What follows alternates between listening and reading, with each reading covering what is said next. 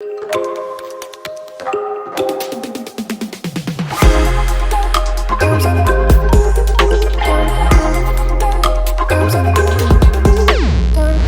projet est réalisé par le réseau des femmes leaders pour le développement avec l'appui financier de Asian Action Fund Africa.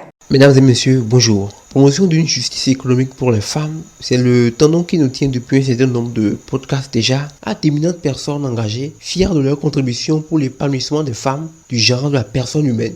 Aujourd'hui, c'est Laurence Arizo, actrice de la société civile, qui nous éclairera sur un certain nombre de notions. Sans artifice, nous rentrons dans le vif. Bonsoir Madame Laurence. Le thème qui nous réunit aujourd'hui, c'est renforcer la résilience économique et promouvoir la sécurité des revenus des femmes. Je m'en vais vous poser la première question. Pensez-vous qu'une femme a besoin d'avoir une source de revenus? Si oui, pourquoi?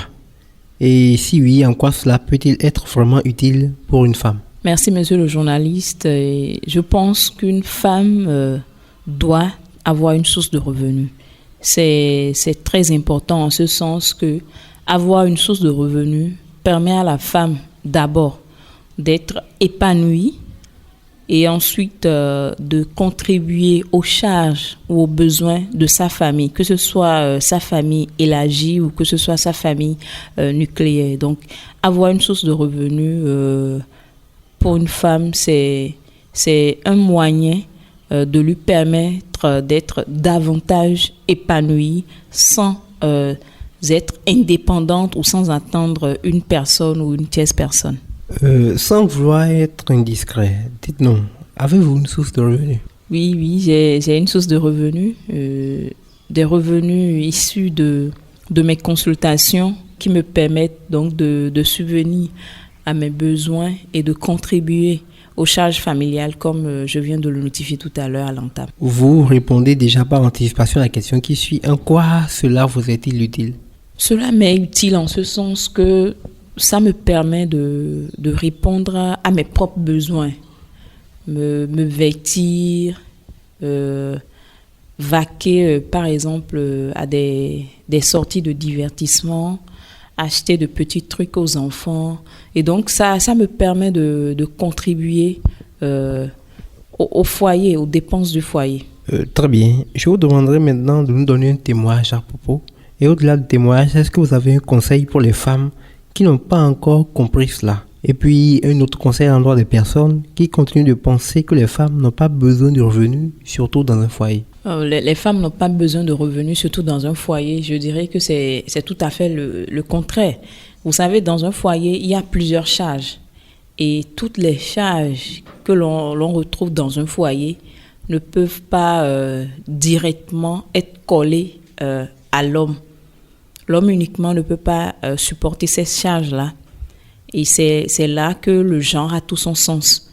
Moi, je pense qu'on doit faire preuve de complémentarité et que les femmes elles-mêmes doivent mettre la main à la pâte. Donc, œuvrer pour la promotion du droit économique et donc œuvrer et faire promouvoir les activités génératrices de revenus ou bien œuvrer pour avoir un emploi ou un job. Ce n'est que comme ça que les femmes se sentiront davantage fières.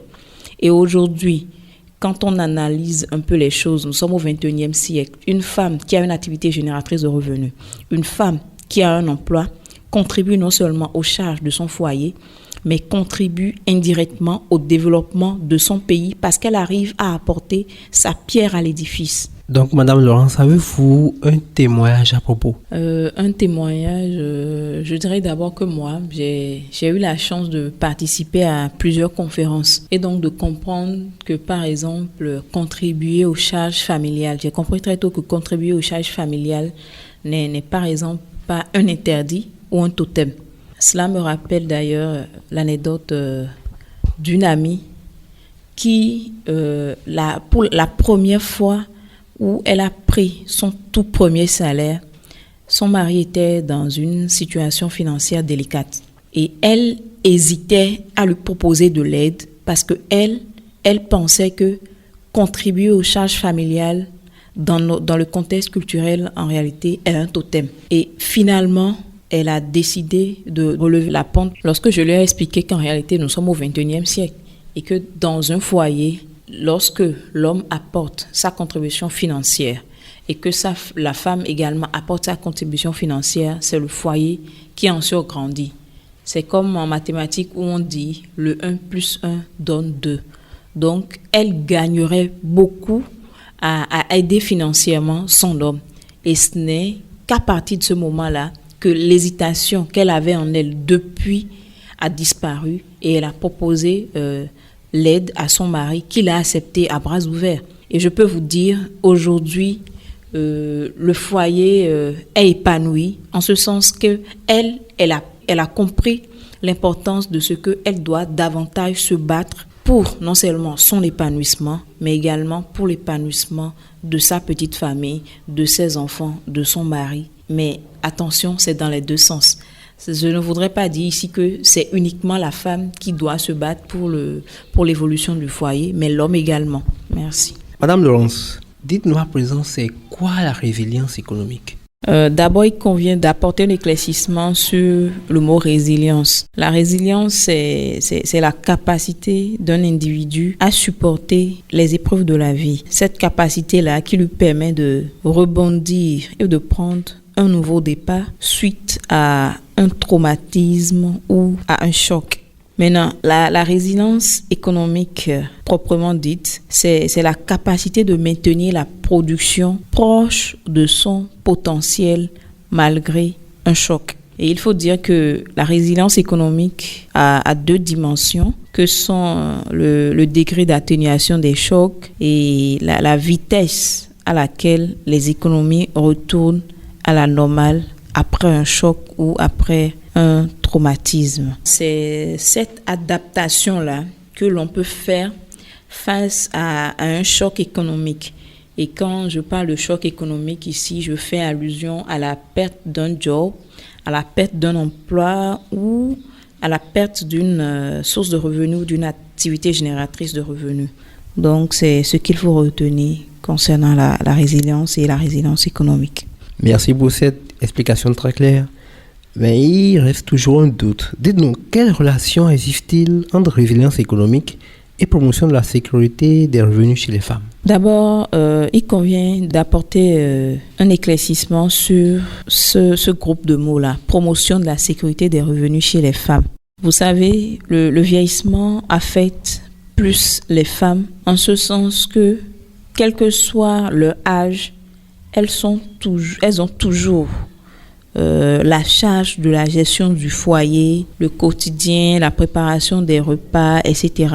Lorsqu'on considère cela comme un fait et que l'on prend par exemple le cas d'une femme qui, par exemple, soit restée dans l'informel pendant toute sa jeunesse jusqu'à sa vieillesse et qu'on suppose qu'elle menait des activités génératrices de revenus, comment est-ce que l'on pourra assurer la sécurité de ses revenus lorsqu'elle sera vieille? Dans le même sens, la bonne dame qui vend du riz au quartier ou au bord de la voie, elle reste dans l'informel. Puisqu'elle vend au bord de la voie, elle reste dans l'informel. Comment est-ce que sa retraite est assurée? Comment est-ce qu'on œuvre pour la promotion de la sécurité de ses revenus de manière permanente, c'est-à-dire pendant sa jeunesse et jusqu'à sa vieillesse? Donc, il convient ici de mettre l'accent beaucoup plus sur la permanence, c'est-à-dire promouvoir la sécurité des revenus chez les femmes, mais de manière permanente. C'est un constat que nous avons fait et nous proposons que l'on aille,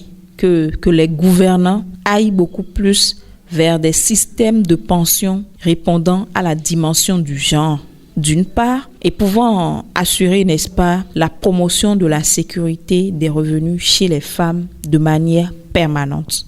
Vous savez, si les revenus de la femme sont en sécurité, c'est que la femme ne se retrouvera pas dans une situation où elle sera en face à une résilience économique. Et donc, sécuriser les revenus, c'est simplement gage d'un relèvement économique durable. Pour étayer toutes ces explications, dites-nous, quelles sont les diverses actions menées et qui ont eu de forts impacts positifs dans la lutte pour la ténacité de l'économie face aux risques divers dont vous pouvez nous parler? Bon, il y a des actions qui sont dans plusieurs sens et dans plusieurs domaines. Je vais peut-être m'appesantir sur les actions menées par les OSC, les politiques, en disant qu'il y a déjà eu différents projets et programmes qui ont travaillé pour la promotion du droit économique, pour la promotion des activités génératrices de revenus, que ce soit en milieu rural ou en milieu urbain.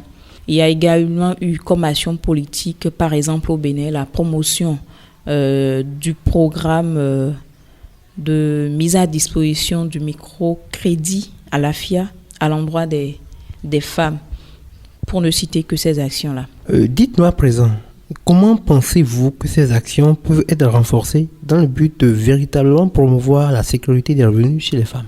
Vous savez, en matière d'emploi ou d'employabilité, les femmes ne doivent pas avoir de limites.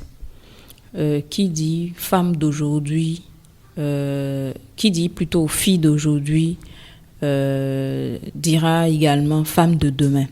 Aujourd'hui, il faudrait que l'on fasse davantage la promotion des métiers dits métiers d'hommes et que l'on encourage surtout les filles qui veulent s'adonner à ces métiers-là. Parce que beaucoup de filles ne font pas, par exemple, la plomberie ou la maçonnerie. Et en le faisant, elles peuvent bien apporter leur touche particulière ou leur touche singulière. Et ça va créer là toute la différence. Et le fait qu'elles s'adonnent au métier traditionnel peut quand même être une source de revenus dans le futur. Et donc, donner ou contribuer à ce que l'on ait des femmes financièrement indépendantes demain, au moment où, bien sûr, il y aurait un flux en matière d'emploi dans un secteur, les filles pourront émerger dans les secteurs rares. On peut, par exemple, aider les femmes dans la facilitation de la formalisation de leur micro-entreprise ou de leur entreprise. On peut également renforcer ces actions-là en associant les hommes, maris de ces femmes qui mènent des activités génératrices de revenus. On les associe et on leur montre l'importance de ce que leurs femmes doivent être autonomes, l'importance d'accompagner au quotidien leurs femmes dans l'exercice de leurs fonctions. Ça, c'est voir que vous êtes vraiment érudit du domaine. Mais pour étayer un peu les arguments, dites-nous, avez-vous des expériences que vous pouvez partager avec nous quant aux activités que vous avez déjà menées, dans ce sens ou auxquelles vous avez déjà participé? Merci. J'ai eu à participer à plusieurs initiatives, que ce soit des ateliers, des projets. Le dernier en date, c'est le projet Tous pour le protocole de Maputo, où la promotion du droit économique a également été chose effective. Et il faut dire que le constat est que beaucoup de femmes arrivent maintenant à comprendre que en évitant le fait d'être sous la charge des hommes ne contribue pas à leur épanouissement. Et également en milieu rural, on a constaté que beaucoup de femmes s'adonnent aux activités génératrices de revenus pour pouvoir surmonter la pente. Donc je crois que les femmes sont en train de comprendre. C'est très bien dit déjà. Nous avons toujours quelques points d'ombre. Partant des défis auxquels vous êtes confrontés, dans vos actions notamment, quels conseils avez-vous à prodiguer? Si je dois prodiguer un conseil, ce serait essentiellement à l'endroit des parents. Des parents qui ont la responsabilité de former les filles, femmes de demain. Je leur demanderais d'investir également sur les filles au même moment qu'ils investissent sur les garçons. Puisque une fille instruite aujourd'hui, c'est déjà le fait qu'elle sera autonome demain. Donc, une fille instruite aujourd'hui, c'est une femme autonome de demain. Vous avez parlé d'instruction des filles. Vous et moi avons parlé de l'autonomisation des femmes. Mais dites donc, pour faire simple, qui doit renforcer la résilience économique et promouvoir la sécurité des revenus des femmes? Qui doit renforcer la résilience économique? Je dirais vulgairement vous et moi d'abord. Ensuite, nos communautés, puisque nous faisons tous partie d'une communauté, que ce soit les OSC, les gouvernants et les gouvernés, bref, tout le monde. Très bien. Alors, avez-vous un plaidoyer? Un plaidoyer, ce serait certainement à l'endroit des gouvernants et également à l'endroit des hommes. À l'endroit des gouvernants, je dirais que c'est déjà bien ce qui se fait, mais ce serait mieux de plus travailler à la promotion du droit économique qui, lorsque ce droit-là est violé, c'est que ça laisse une porte ouverte aux violences économiques dont on parle beaucoup moins. On parle beaucoup plus des violences physiques, mais les violences économiques perdues, et c'est surtout dû au non-respect du droit économique que doit jouir la femme. Donc, promouvoir beaucoup plus ou initier beaucoup plus d'initiatives entrant dans ce sens-là.